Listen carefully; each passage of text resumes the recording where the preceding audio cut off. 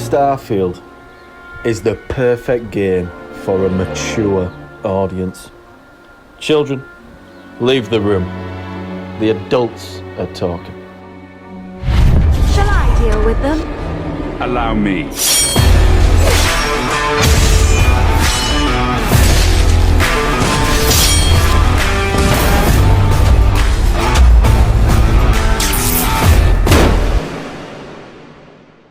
I'm ballsy. I think Starfield is a mature game. Not in the sense of blood and gore and full frontal nudity, but in the sense of attitude.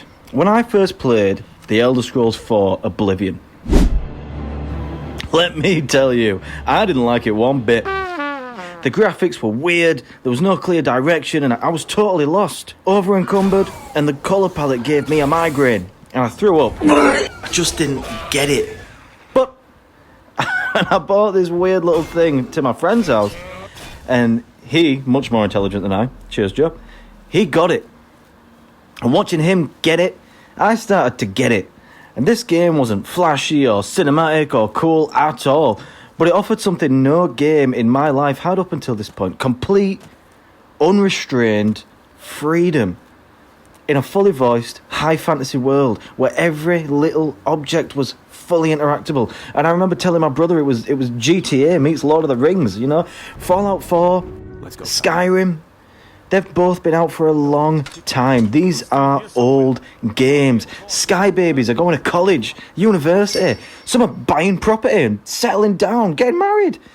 Fallout and The Elder Scrolls have both become very mainstream, and I think a younger generation of gamer could easily take these games for granted. Because to them, there's always been Bethesda games around. People just barely younger than me have grown up to be gamers in a world where Call of Duty looks as good as it does. Cyberpunk and Far Cry are what they expect from first-person dialogue interactions. And The Witcher 3 exists. Fuck. Frequently, I see people compare Starfield to Baldur's Gate 3 and The Witcher 3 in terms of branching narrative and storytelling. I've even seen Skyrim be called wide as an ocean and deep as a puddle. But a lot of these video essays, comparisons and complaints, in my opinion, are totally missing the point. I can compare Baldur's Gate 3 with Pillars of Eternity, with Solstice, with Pathfinder, top-down, party-focused RPGs built around a branching narrative. And I can compare The Witcher 3 with Banishers, Ghosts of New Eden, with Inquisitor, with vampire, narrative-driven third-person action RPGs where you play pre-established characters hunting monsters, demons, ghosts, and your morally grey decisions and choices impact the outcome of the main storyline. Again, the game is built around. So what am I comparing Starfield to? No Man's Sky? No. The Outer Worlds? Maybe. And, you know, it's not exempt from comparison just because there's nothing else quite like it out there that does everything it does, but you should give it a little bit of air. If you ask die-hard fans of The Elder Scrolls 3 Morrowind why that dusty old relic is the greatest game to ever exist, you'll probably be asked to leave the care home. Get your hands off me! But they won't say it's the branching narrative or the NPC relationships or the amazing combat or the multiple endings. Morrowind doesn't have any of those things. You're never gonna be any of those, okay? They'll talk about immersion, having to find your own way, NPCs not liking you until you've proven yourself, the mystery that builds around the prophecy of the Nerevarine as you uncover the mystery of who you are. It's unparalleled discovery at a pace you set for yourself. That is your player agency. Which guild did you join? Where did you go first? This is your branching narrative. Do what makes sense to you, to your character. Go where it takes your interest. Oh, and they'll probably mention Michael Kirkbride as well. Who? Let's not talk about that. But this is Bethesda. This is what they did. This is what they still do. And look, initially, Starfield reviewed well. Games Radar said the best thing Bethesda's done since Oblivion. Screen Rant deemed it an instant classic. And Game Rant said it was a 10 out of 10. They said Starfield delivers on everything it promised and more. Starfield hit 6 million players on its day of release, which made it the biggest launch in Bethesda Game Studios history. By November 2024, about a year later, Bethesda reported 15 million concurrent players.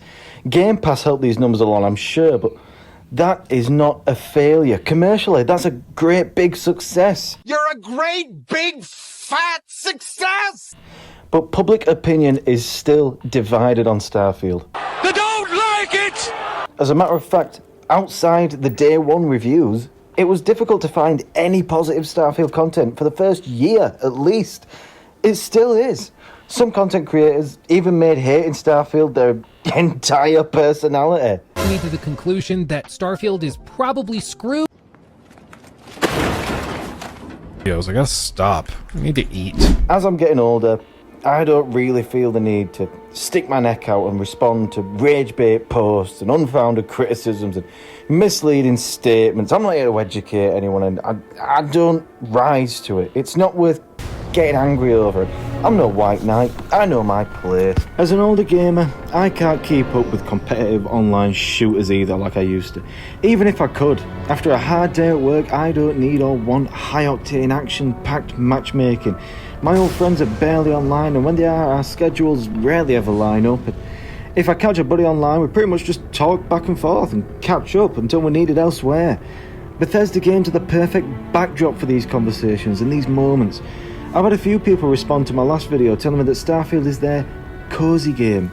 These same words, and I couldn't agree more. It's simple, it's straightforward, it's as long or as short an experience as you need it to be. It's just right for someone like me. It's just right for an older gamer.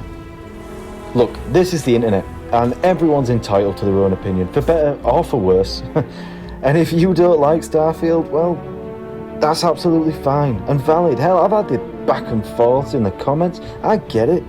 If the majority of Reddit posts reinforce your opinions, that's great for you as well. But if you enjoyed this game, saw the online discourse and let it push you away from the experience, well, that's not okay. When I looked Starfield up on YouTube looking for lore videos and video essays and found nothing but overly hateful click farming nonsense, it broke my old heart a little bit, you know?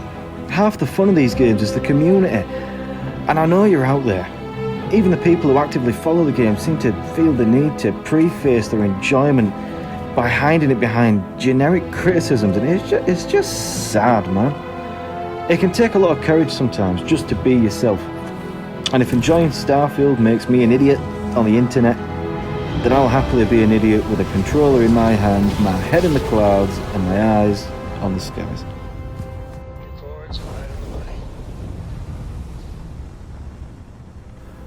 Hello, whoever's still there, it's Gaming Limbo. If you've made it this far, I want to say a massive, massive thank you. I hope you found this fun, relaxing, informative.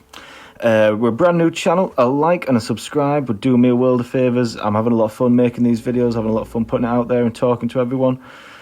I hope you've had a good week and I hope you have a good weekend. Thank you so much. Bye-bye. Shall I deal with them? Allow me.